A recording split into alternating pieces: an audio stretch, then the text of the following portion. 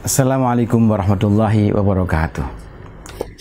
Bismillah, alhamdulillah, wassalatu wassalamu ala rasulillah Sayyidina wa maulana Muhammad ibn Abdillah alladhi wulida bi Makkah wa hajar ila Madinah wa ala alihi wa ashabihi wa mawalah wa la hawla wa la quwwata illa billah. Asyhadu an la ilaha illa wahdahu la syarika lah wa asyhadu anna sayyidana wa maulana Muhammadan abduhu wa rasuluhu fa innaka mansur.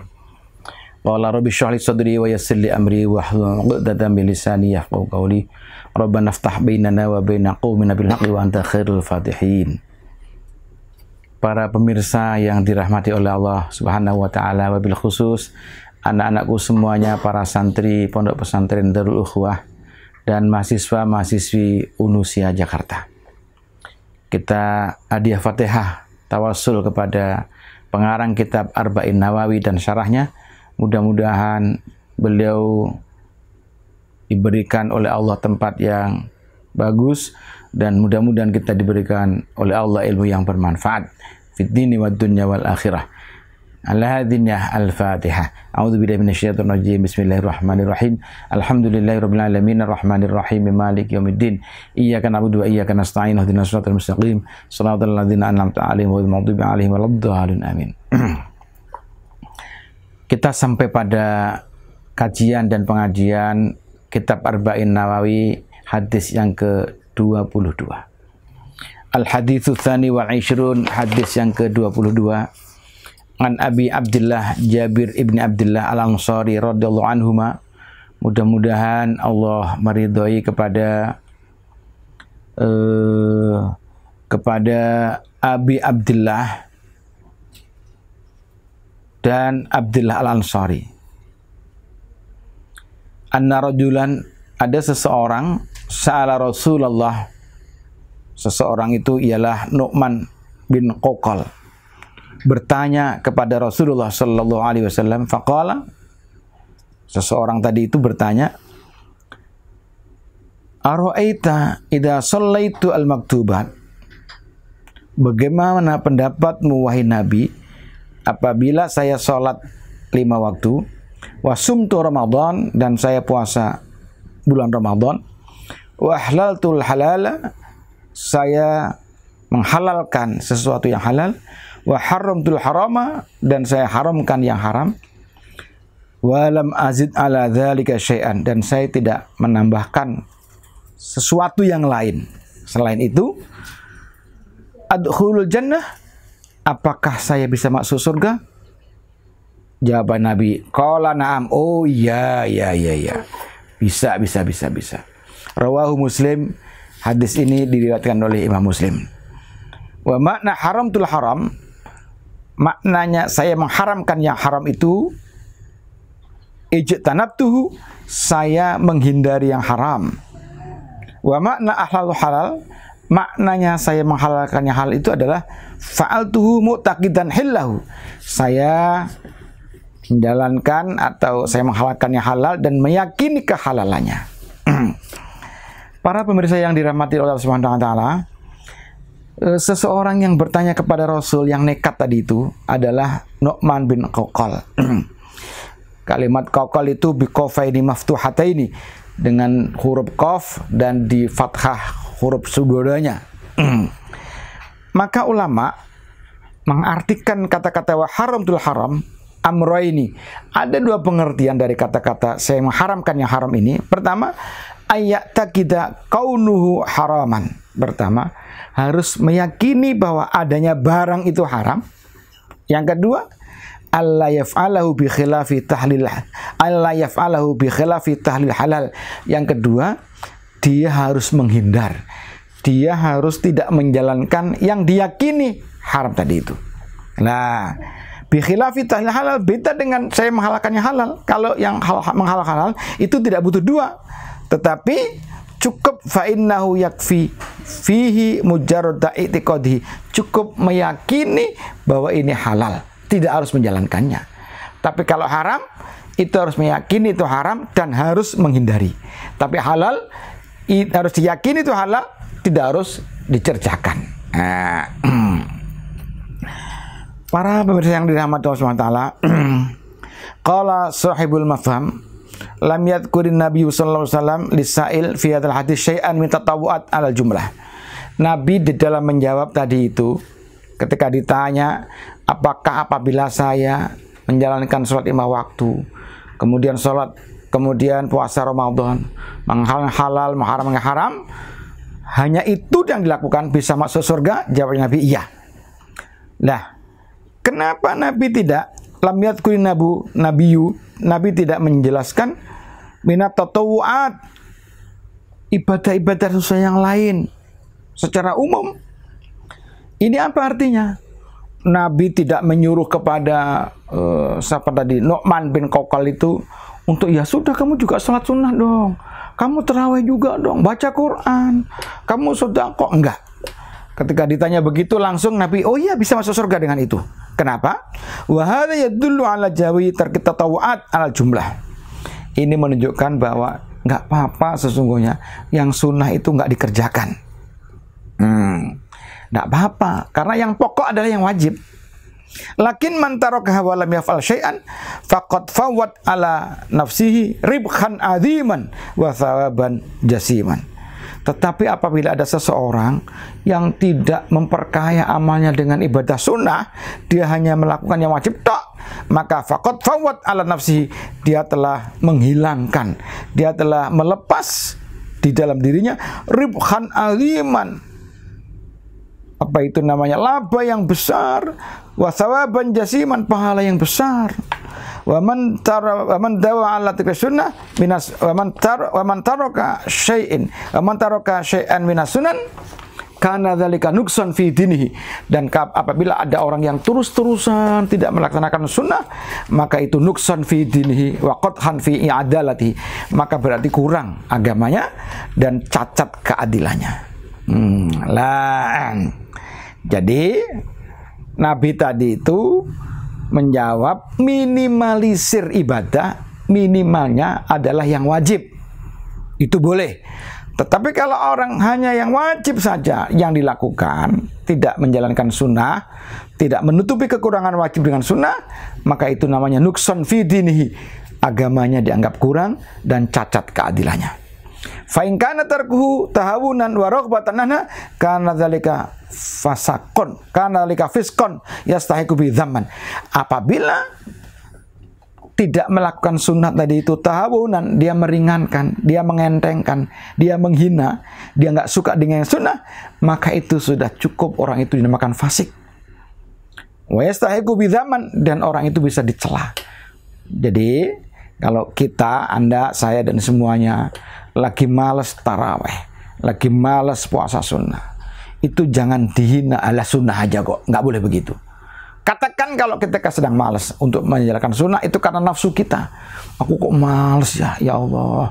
Aku kok ngiri dengan orang yang menjalankan puasa sunnah.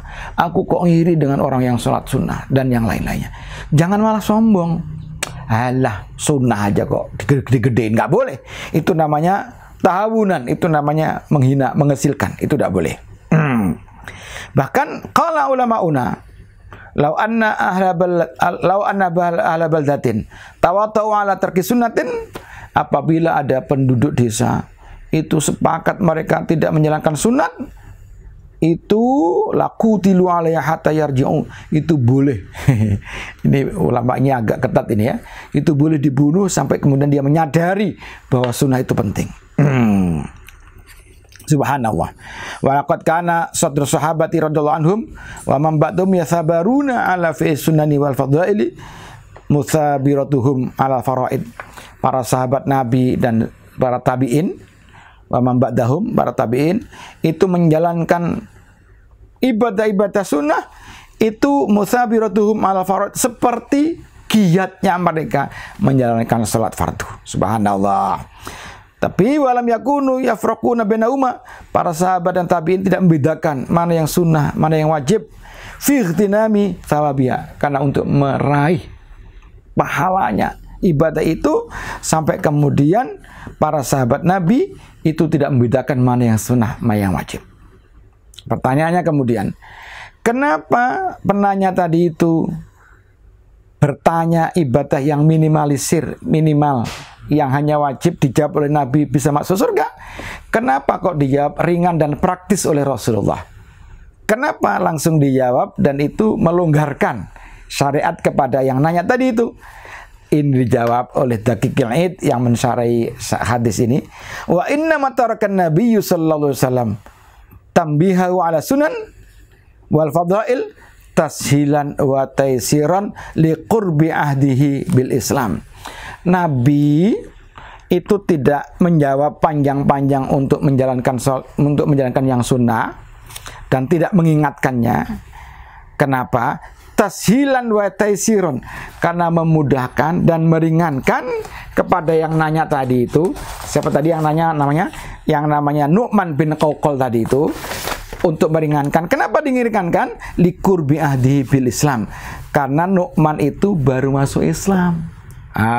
Jadi hadis tadi itu yang tanya tadi itu, karena baru masuk Islam, jangan dibebani, jangan disuruh untuk menjalankan sunnah-sunnah yang lain. Nanti menjadi kesan, dia dapat kesan, oh Islam kok berat. Maka dia cukup sholat 5 waktu dan cukup puasa Ramadan. Lah, oke. Yang sunnah nanti dulu. Ada pertanyaan lagi, loh kok kenapa? Kok nggak ditanyakan haji, kok nggak zakat? Waktu itu barangkali belum diwajibkan. Baru 2 itu yang diwajibkan. Karena syariat itu kan bertahap. Para pemirsa yang dirahmati Allah SWT,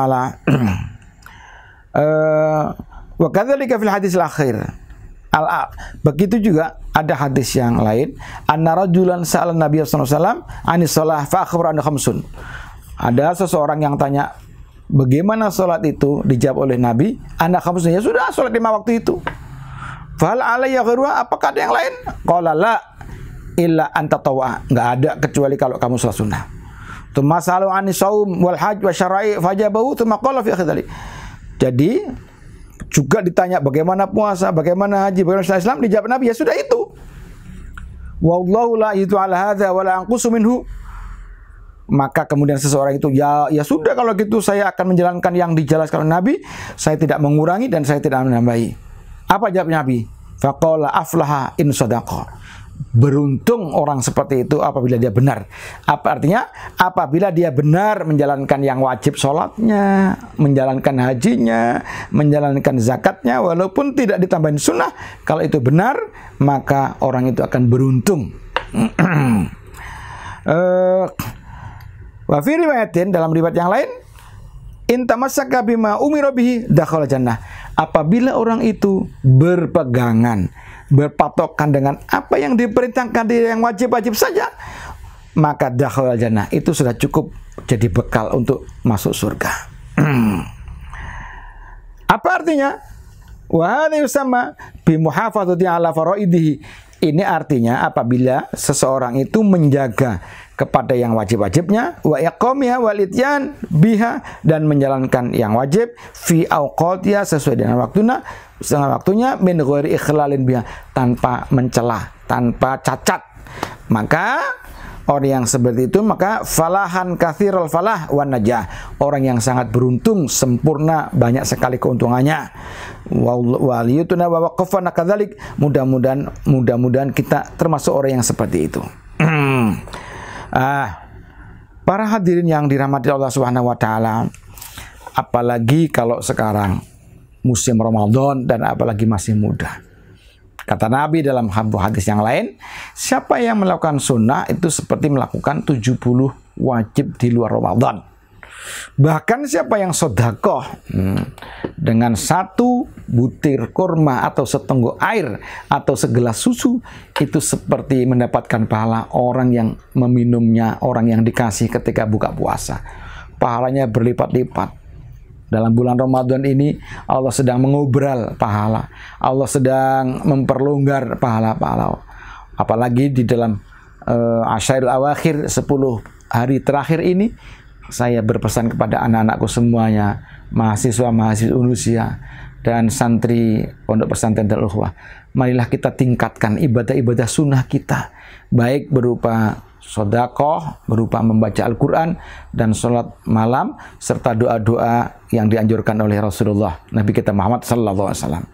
Bukankah kita tahu dalam sebuah hadis, kalau dalam 10 terakhir ini Nabi agak ketat membangunkan anak-anak dan istrinya untuk selalu beribadah kepada Allah Subhanahu wa taala. Ketika seperti ini, Siti Aisyah bertanya kepada Rasulullah, apa doa yang paling banyak yang sebaiknya diucapkan untuk menyongsong Lailatul Qadar? Kata Nabi, memperbanyaklah doa, Allahumma innaka afuwun karim tuhibbul afa fa'fu anna. Allahumma innaka afuwun karim tuhibbul afa fa'fu anna. Allahumma innaka afuwun karim tuhibbul afa fa'fu anna. Anak-anakku semua yang dirahmati Allah Subhanahu wa taala, apalagi waktu sahur, wabil ashari hum yasjudun wabil ashari hum yastaghfirun. Ketika sahur jangan disia-siakan waktu kita hanya untuk berbuka puasa, kemudian minum, ngopi, ngerokok, tidur lagi. Betapa mubadzirnya waktu sahur kalau kita hanya untuk memenuhi kebutuhan biologis kita. Maka sempatkanlah, walaupun hanya 2 rakaat, syukur-syukur lebih, sempatkanlah untuk sedikit zikir kepada Allah. Sempatkanlah untuk memohon kepada Allah Subhanahu wa taala. Jangan kita sia-siakan waktu sahur yang telah diberikan kepada Allah Subhanahu wa taala, apalagi waktu sahurnya bulan Ramadan. Belum tentu tahun depan kita akan menemui Ramadan ini. Lau ta'lamu ummati ma fi Ramadan la tamannau an takunna jami'u syuhr Ramadan. Apabila umat Nabi Muhammad ini tahu apa yang dikandung di dalam bulan Ramadan, maka mereka akan memohon, berharap semoga semua bulan itu menjadi seperti bulan Ramadan. Subhanallah. Marilah kita jalankan bulan Ramadan, terutama yang 10 terakhir ini, jangan menjadi orang yang minimalis dalam ibadah, tetapi harus maksimalis. Jangan sampai puasa kita hanya puasa secara fikih. Jangan sampai kita termasuk apa yang dikatakan oleh Nabi, kam min shaibin laisa min siyamihi ilal ju' wal atos. Banyak sekali orang yang puasa tidak ada dapat apa-apa kecuali hanya lapar dan haus. Wa kam min qaimin laisa min qiyamihi ila saharul layali. Banyak orang yang tarawih malam tetapi hanya mendapatkan pahala bangun malam, tetapi tidak mendapatkan pahala yang lain. Maka marilah kita gandeng sholat malam, gandeng dengan baca Quran, gandeng dengan doa, dan juga dengan sodakoh kepada orang yang membutuhkan. Mudah-mudahan kita diberikan kekuatan untuk selalu mendekatkan diri kepada Allah Subhanahu wa taala. Wallahul muwaffiq ila aqwamit thoriq. Wassalamualaikum warahmatullahi wabarakatuh.